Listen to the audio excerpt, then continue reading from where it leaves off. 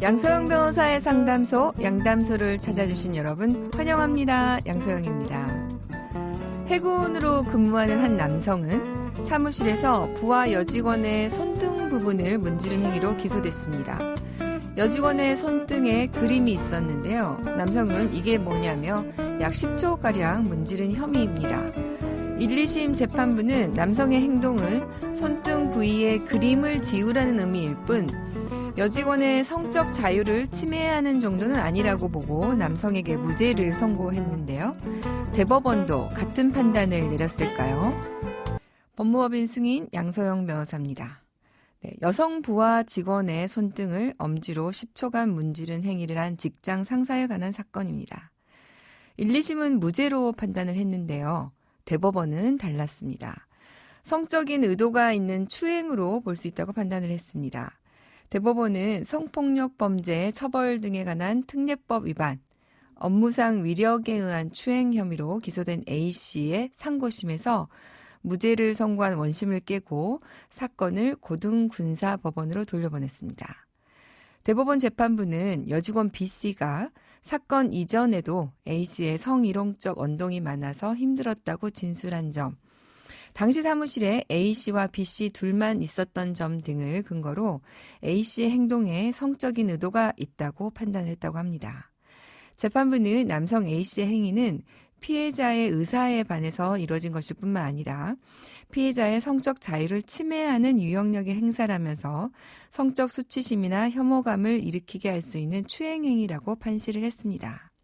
이렇게 한번 저는 생각을 해봤습니다. 네, 여직원의 손등의 부위의 그림을 지우라고 본인이 왜 할 이유가 있었을까?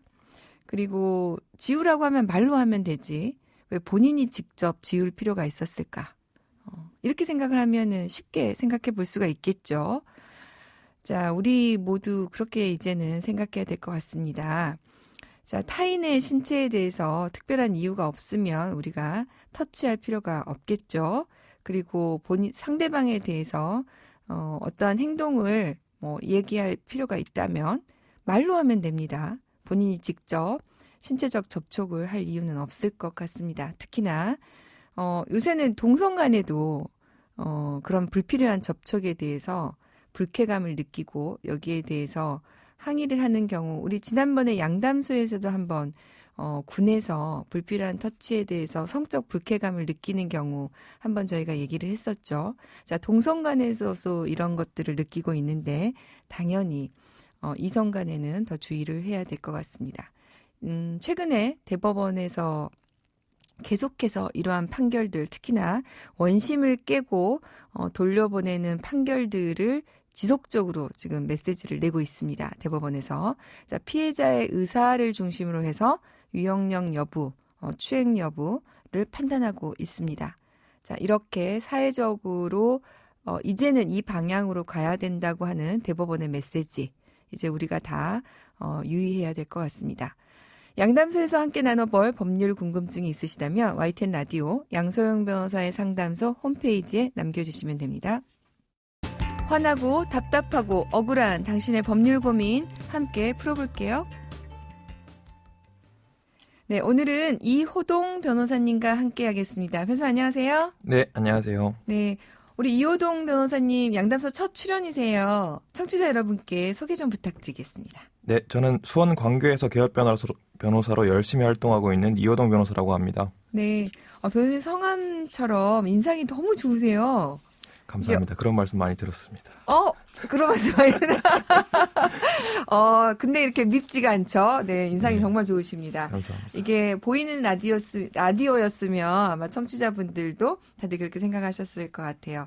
이게 저희도 변호사라는 직업이 아무래도 이렇게 직접 의뢰인분들을 만나는 직업이다 보니까 인상 좋은 것도 되게 플러스 요인이 될 것 같습니다. 오늘 또 준비된 사연 듣고 자세한 얘기 나눠보도록 하겠습니다. 저는 얼마 전 포털 사이트를 기반으로 한 농산물 온라인 스토어를 열었습니다. 신규 업체였지만 제품이 좋아 많지는 않았지만 소비자 반응도 좋았습니다. 그런데 온라인몰에 입점하고 열흘 정도 지났을까요? 유독 유박한 구매 후기가 눈에 띄었습니다. 산지 직송이란 제품의 색깔이 이상하네요. 설탕을 과하게 쓴 것 같고 국내산도 아닌 것 같습니다. 게다가 서비스 대응도 모르쇠로 일관하고 정말 다시는 구매 의사가 없습니다. 라면서 별점 1점을 준 후기였습니다. 아무래도 이상해 구매한 고객의 아이디로 과거 글을 검색해 봤는데요. 해당 아이디로 비슷한 제품 판매 업체에 유사한 방식으로 소위 별점 테러를 하는 것을 발견했습니다. 게다가 별점 테러 고객 아이디에 과거 블로그 작성 내역을 보다 보니 경쟁업체의 홍보글을 작성한 적이 있었습니다.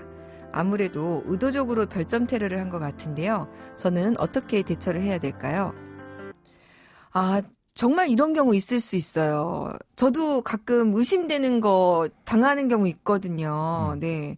저도 인터넷 물건 살 때 후기 아무래도 보게 되는데, 다시는 구매 의사 없다 이런 후기 보게 되면 아무래도 망설이게 되거든요. 네, 맞습니다. 요즘 소위 비대면 언택트 시대라고 하죠. 오프라인 매장 없이 산지 직송으로 온라인 매장만 개설하는 경우가 많습니다. 배달도 무수하게 늘어나고 있고 그러다 보니 상품평, 구매 후기, 별점에 민감할 수밖에 없습니다. 실제로 오프라인 매장에 가서 사는 게 아니다 보니까 다른 사람이 구매 후기나 별점을 보고 구매를 할 만한지 결정하는 경우가 많은 것이죠. 저희 애들도 보니까 이제 주로 이제는 SNS를 통해서 물건을 구매를 하더라고요. 그러면서 구매 후기 별점을 굉장히 중요하게 생각을 하던데 이렇게 별점 테러를 남기면 판매자 입장에서는 엄청나게 손해를 볼 수밖에 없습니다. 법적 조치를 어떻게 취할 수 있겠습니까, 변호사님? 앞선 사연의 경우에는 정보통신망법상 사이버 명예훼손 그리고 업무방해죄가 해당이 될 것 같은데요. 일반적으로 단순한 명예훼손 사안은 아니고 경쟁업체가 타 경쟁업체의 물건을 구매하고 악의적 후기를 남긴 것이니까 아마도 업무방해로 고소가 가능할 것으로 생각됩니다. 그러게요. 이게 지금 경쟁업체니까 더 악의적인 것 같습니다. 또 그거 이외에도 다른 법적 조치가 있을까요? 업무방해 금지 가처분도 가능합니다. 가처분도 가능할까요? 네네. 실제 위와 같은 악성 후기를 반복적으로 게재하거나 혹은 반복적으로 게재할 염려가 있는 경우에는 가처분이 인용될 수 있습니다. 네. 가처분을 신청할 때는 위반 행위 1회당 금전으로 얼마를 지급하라라는 간접 강제도 함께 신청하게 되는데요. 네, 그 벌금 같은 의미가 있겠군요. 네, 맞습니다. 다만 이 가처분의 경우에는 소위 보전의 필요성이라고 해서 현저한 손해 또는 급박한 위험 방지 또는 그 밖의 중요한 이유가 있어야 될 것이므로 이때까지 행태에 비추어서 보니 재차 이러한 업무 방해를 할 것이다 라는 점을 주되게 소명할 수 있는 증거를 구비해야 될 것으로 생각됩니다. 이 사례 같은 경우에는 지금 보니까 그전에도 이런 거를 한 거를 지금 찾았다고 말씀하셨으니까 네네. 지금 이때까지 행태에 비추어 향후에도 이런 행위를 할 것이다가 소명이 될 수 있겠군요. 네, 아마 그럴 것으로 네, 생각됩니다. 그러니까 이런 거를 구비해서 신청하면 가처분이 인용되고 또 이제 간접감죄로 회당 네. 50만 원, 100만 원 네네. 이렇게 청구하면 맞습니다. 그렇게 가처분이 나올 수 있겠군요. 손해에 대한 민사소송도 가능하겠죠? 네, 물론 가능합니다. 네. 추후 손해배상을 통해서 경쟁업체의 불법행위로 인해서 입은 손해를 배상하라라는 손해배상 청구를 할 수 있습니다. 손해라는 것이 법률적으로는 세 가지라고들 평가를 하고 있는데요.